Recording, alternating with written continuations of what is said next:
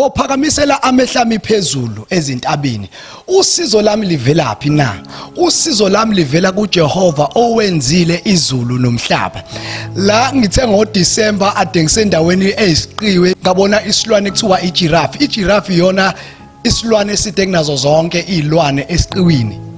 And ijirafi ithi bidla ukudla kwayo ikudla bule phezulu, kube kukhona izilwane ukudla kwazo edlila phansi. Kuba iphutha elikhulu uma ijirafi iyobangisana nezilwane ezidla phansi nayo ibigobisa ikhanda yodla phansi. Kodwa ngaso sonke isikhathi bilambile ilula umqala wayo idlele phezulu ngoba uNkulunkulu udale kanjalo ukuthi idlele phezulu. Ilento ke seshiyo uDavid usho lento uthi ngathi uyazi ukuthi ziningi indlela ezokwenza ukuthi uphumelele emhlabeni, ziningi indlela ezokwenza ukuthi usizakale emhlabeni, but nonetheless kodwa amehlo ami ngizowabhekisa kuyena umdali ngoba lesilwane esijirafi besigoba phansi sithi siyodla phansi singashaya nangenyoka singaze sidliwe ingwenye besithi siyobangisana nezilwane ezidla phansi. Lento ibiza ukuthi every time you shift your eyes away from the Lord uhlangabezana nenkinga ongafanele ngabe uhlangabeza nazo. Ubona ukuthi njalo ubususa amahlakho kuKristu, njalo ubususa amahlakho kuNkulunkulu, kuba khona izinto oyi-encounter-yo endleleni because njengamanje amehlo akhe asesukile kuNkulunkulu ngoba ukususa kwakhe amehlo kuJehova ilapho inkinga eziseqala zibe khona. Baningi abantu namhlanje abakhala ngezimo kodwa lezimo ukuthi uyalalesisa ziyizimo ezitshengisayo ukuthi lo muntu sewasusile amehlo akhe kuJehova. Umuzwe ethi nasebusuka ngisakwazi kulala ngiyasaba ngathi khona umuntu omemeza igama lami ngiyakinyeka. Musu kususa amehlo akho kuJehova, fix your eyes upon the Lord, uzobe sekufaka ngaphansi kwesandla sakho samaphiko.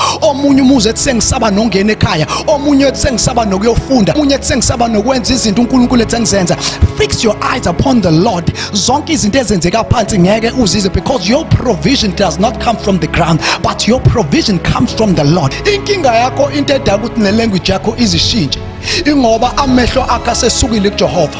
Usune language esingayazi ukuthi mase kwenze kanje ngoba sekwenze kanje. So long as your eyes are not fixed upon the Lord kuzoba nezinto esingazazi ozocomplaina ngazo, kodwa so long as your eyes are fixed upon the Lord sokubona unqoba ugxoba lezinto. That's why lithi iBhayibheli siphuzo kubulala singafi sokugxoba ofezela nengonyama singabi. Ingoba uDavid wekusho lokho ngoba uyazi ukuthi amehlo amabheke phezulu noma kuthiwa kwenzakalana enyaweni zami ngiyazi ukuthi mina so long as my eyes are fixed upon the Lord uNkulunkulu uyanginqobela. So long as my eyes are fixed upon the Lord uNkulunkulu uyangilwela izitha. So long as my eyes are fixed upon the Lord nebhizinisi lami uNkulunkulu uyalinakekela. So long as amehlo akho ebheke kuNkulunkulu, so long as ifocus yakho ishifte kuNkulunkulu, uNkulunkulu uzobe sengenelela esenqobela lezi zinye izinto. Kodwa once amehlo akho asuka kuNkulunkulu you are allowing the enemy to come ezotanasa.